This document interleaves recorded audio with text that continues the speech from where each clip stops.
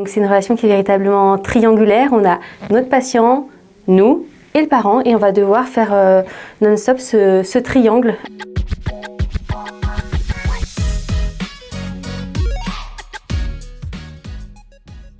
Je m'appelle Marine Bourron, je suis interne en pédiatrie en 8e semestre actuellement sur Paris. C'est lorsque j'ai réalisé des stages d'externe. Lors de mon stage en pédiatrie, j'ai été marquée par la diversité des patients qu'on avait, parce que le pédiatre il prend en charge le nouveau-né qui vient à peine de naître de quelques heures, qui fait à peine 1, 2 ou 3 kilos, et ça va jusqu'à l'adolescent d'environ 18 ans, en passant par toutes les phases de l'enfance, de l'enfant de 2 ans, 6 ans, 10 ans.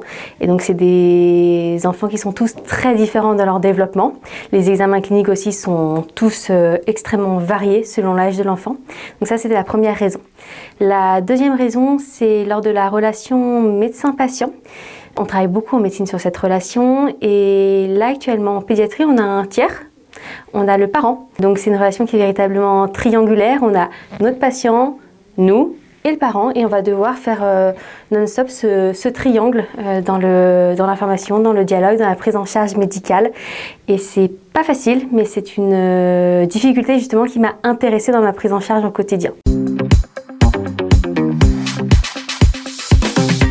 Si je vous parle plutôt de la pédiatrie générale, qui est les stages les plus fréquents, on commence en général vers 9h avec un staff assez classique où les médecins de garde présentent les enfants qui ont été hospitalisés pendant la nuit et plus ou moins aussi les enfants qui vont être en hospitalisation programmée dans la journée. Ensuite, on va voir nos patients, donc on fait les réévaluations cliniques de tous les patients qu'on a déjà vus la veille et on évalue les nouveaux. Une des particularités de la pédiatrie, c'est que l'état clinique des enfants évolue très vite et souvent favorablement. Donc notre prise en charge de la veille est souvent obsolète le lendemain. Donc on a un véritable travail de réévaluation, de modification thérapeutique à réaliser chaque jour. Et l'après-midi, soit on termine ce qu'on n'a pas eu le temps de faire, sinon c'est principalement dédié à la famille, les explications envers la famille, la réassurance parentale. On fait beaucoup de vulgarisation en pédiatrie. Cette vulgarisation, elle est sur plusieurs niveaux. On a déjà la vulgarisation auprès des parents, parce que ce ne sont pas des professionnels de santé. Et aussi, on doit vulgariser auprès des enfants. Et vous doutez bien qu'un enfant de 3 ans ne comprend pas les mêmes termes que ses parents. C'est quelque chose qui n'est pas facile au quotidien, mais qui est extrêmement stimulant et intéressant à faire. Donc en pédiatrie, c'est une spécialité à garde. On fait nos gardes la plupart du temps aux urgences pédiatriques. Je ne vois plus du tout d'adultes depuis que j'ai commencé mon internat. Et certaines fois, on peut aussi faire des gardes d'étage, des gardes de service, notamment lorsqu'on fait de la réanimation pédiatrique ou de l'oncopédiatrie, où là, on reste avec nos patients sur la nuit et on répond aux demandes lorsqu'il y a besoin.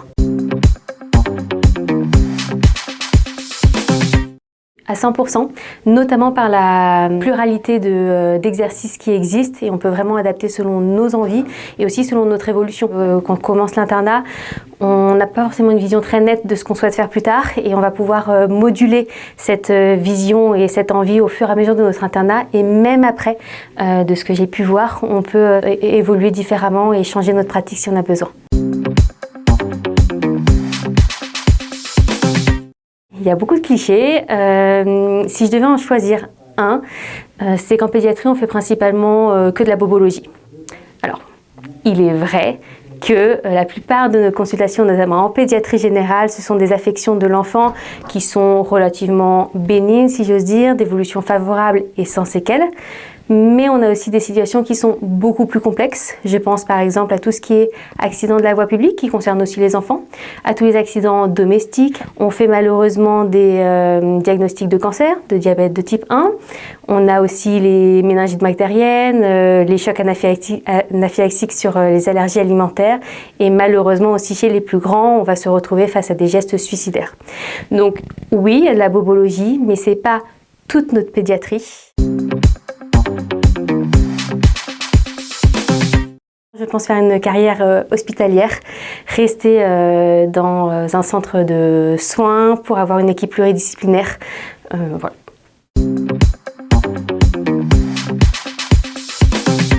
C'était il y a 2 ans à peu près. Aux urgences pédiatriques, on reçoit vers 2h du matin un petit bébé de 2 semaines à peu près qui a été mordu par le chien de la famille.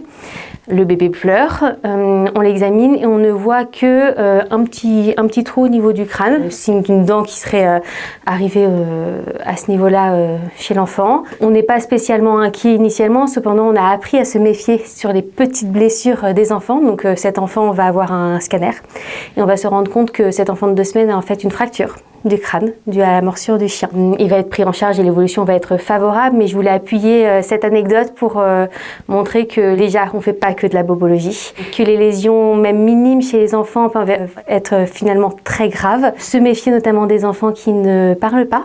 Et enfin, si je peux passer un message, faites attention, jamais d'animaux de compagnie seuls avec les tout petits enfants, s'il vous plaît.